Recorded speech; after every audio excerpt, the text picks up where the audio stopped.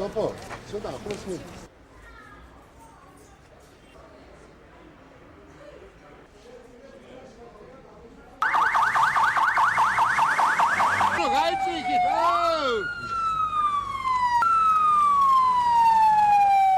ეს ის პროექტია, რომელიც დავიწყეს წინა წელს, მიმდინარე წელს გრძელდება და უკვე დღეს კიდე ერთი ტენდერი გვექნება რიანო მობილთან დაკავშირებით, რომელიც მოემსახურება ძიმე ავადმყოფებს, კრიტიკულ მდგომარეობაში მყოფ ავადმყოფებს, რაც ფაქტიურად ჩვენს რეგიონს არ ქონდა და გვიხდებოდა სხვადასხვა ქალაქიდან საჭიროების შემთხვევაში ამ სპეცმანქანის გამოძახება.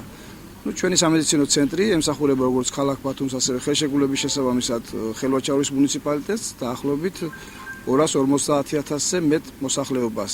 ჩანაცვლება მოხდება იმ ძველი უაზის ტიპის მანქანების, რომელიც აღჭურვილი არის თანამედროვე ტიპის სამედიცინო მოწყობილობებით და გააჩნია ყველა ის პირობა, რომელიც საჭირო არის პირველადი ჯანდაცვის მომსახურების გაწევისათვის. რამდენი ბრიგადა ყავთ და რამდენი 4 ბრიგადა არის ახალი ეს ხელვაჩაურის მიმართულებით, ჯამში გვყავს 15 ბრიგადა და ემსახურება მთლიანად ბათუმისა და ხელვაჩაურის მოსახლეობას.